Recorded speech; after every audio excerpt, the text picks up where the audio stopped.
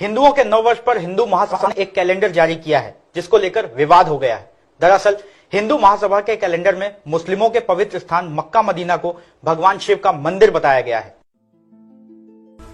अलीगढ़ में अखिल भारत हिंदू महासभा के कार्यालय पर आज हिंदू नव वर्ष के मौके पर हवन यज्ञ आयोजित कर हिंदू राष्ट्र संकल्प यज्ञ के साथ विवादित कैलेंडर भी जारी किया गया, जिसमें कई मंदिरों और मस्जिदों के नाम को गलत दिखाया गया। और इसके साथ ही हिंदू महासभा की राष्ट्रीय सचिव पूजा शकुन पांडे ने मुसलमानों से अपील की कि वो धार्मिक मान्यताओं को समझते हुए ये स्वीकार करें। मक्का मदीना में ये जो मुसलमानों की बहुत फेमस जगह है, जो हज करने जाते हैं, ये आप देख सकते हैं। ये आप इतिहास गवाह हैं, इतिहासकार बैठे हैं और अच्छी से पुष्टि आपको दे देंगे, इस बारे में जानकारी दे देंगे। एक्चुअल में ये मक्केश्वर महादेव हैं, गुरु शुक्राचार्य की भूमि है और उनके द्वारा यहाँ पर स्थापित जो मक्केश्वर महादेव है, वहाँ पर सफेद कपड़े पहने जाते हैं, वहाँ पर जल चढ़ाया जाता है। मुसलमान की ऐसी कौन सी मस्जिद है जहाँ पर जल चढ़ाया जाता है या जहाँ पर सफेद कपड़े पहने जाते हैं? तो ये सारी पद्धति कहीं ना कहीं मुसलमान तो था ही नहीं, सनातन धर्म हमेशा से हावी रहा और था ओरिजिनल। मैं समझता हूँ कि ये वही तबका है कि जिसने हिंदुस्तान की आज़ादी को और कॉन्स्टिट्यूशन को तस्लीम नहीं किया है और वो मुसलसल अपने एजेंडे पे आगे बढ़े हुए हैं। और गॉडसे जिसने महात्मा गांधी का कत्ल किया था, शहीद किया था, वो हिंदू महासभा का भी अहदेदार था और आरएसएस का भी था। इस एतबार से मैं समझता हूँ कि इनके किसी बात पर ज़्यादा तवज्जो देने की ज़रूरत नहीं है। और ये इस्लाम मुसलमानों के खिलाफ जो आलमी एक मुहिम चल रही है, साजिश चल रही है, ये उसी का पार्ट है। हम लोग कॉन्स्टिट्यूशन ऑफ इंडिया को मानते हैं और मुल्क के वफादार हैं, बाकी हमें किसी चीज की कोई जरूरत नहीं।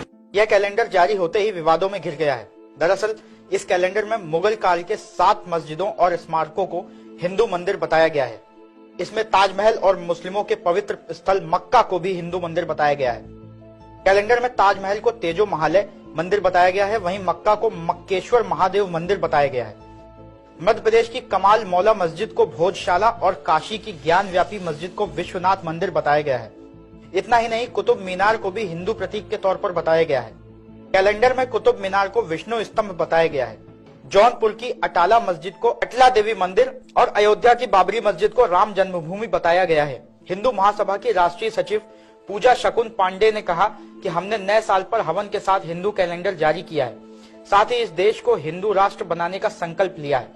उन्होंने कहा कि हमें आशा है कि सरकार उनकी मांग को स्वीकार कर भारत को हिंदू राष्ट्र घोषित करेगी। और इस कदम के साथ जो हमें पूरी उम्मीद है कि इस वर्ष जो है हमारा देश हिंदू राष्ट्र घोषित होगा। जय हिंदू राष्ट्र। जी, ये बताइए, मक्केश्वर महादेव मंदिर जो है, जो आप कह रही हैं, कहाँ स्थित है ये? मक्का मदीना में ये जो मुसलमानों की बहुत फेमस जगह है, जो हज करने जाते हैं, ये आप देख सकते हैं। ये आप इतिहास गवाह हैं, इतिहासकार बैठे हैं और अच्छी से पुष्टि आपको दे देंगे, इस बारे में जानकारी दे देंगे। एक्चुअल में ये मक्केश्वर महादेव हैं, गुरु शुक्राचार्य की भूमि है और उनके द्वारा यहाँ पर स्थापित जो मक्केश्वर महादेव है, वहाँ पर सफेद कपड़े पहने जाते हैं, वहाँ पर जल चढ़ाया जाता है। मुसलमान की ऐसी कौन सी मस्जिद है जहाँ पर जल चढ़ाया जाता है या जहाँ पर सफेद कपड़े पहने जाते हैं?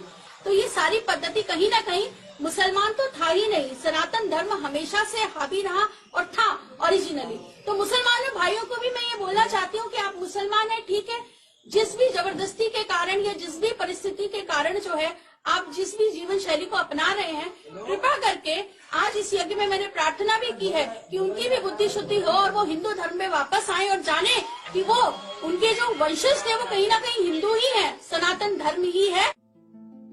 इस कैलेंडर के जारी होते ही विवाद बढ़ गया। इस मामले पर all India Muslim personal law board के कार्यकारी समिति के सदस्य और इमाम ईदगाह के मौलाना खालिद रशीद फरंगी महल ने कहा कि ये दावे निराधार हैं।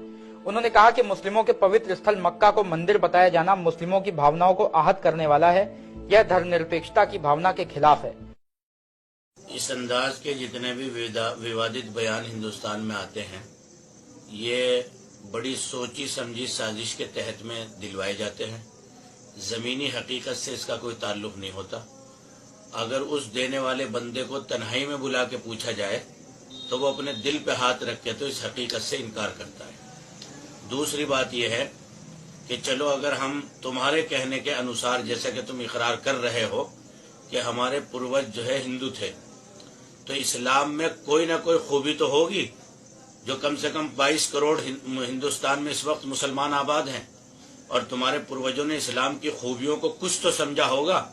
इसलिए तुम्हारी भलाई इसमें नहीं है कि हम तुम में वापस हो, तुम्हारी भलाई इसमें है कि तुम इस्लाम की खूबियों को अपने पूर्वजों से समझ के इस्लाम स्वीकार करो और इस्लाम का कलमा पढ़ के इस्लाम की अमन और पीसफुल प्रोग्राम और यहाँ की हिंदुस्तान की गंगा जमनी तहजीब और यहाँ जो इत्तिहाद और मुल्क और सालिमियत इस्लाम के इंसाफ ने दी है वो इस मुल्क में जिंदा करो। उन्होंने इस्लामी की जो धार्मिक स्थल है मक्का मदीना, उसमें मोहम्मद इस अंदाज के जितने भी बयान होते हैं ये आदमी के दिवालियेपन की अलामत जहन के।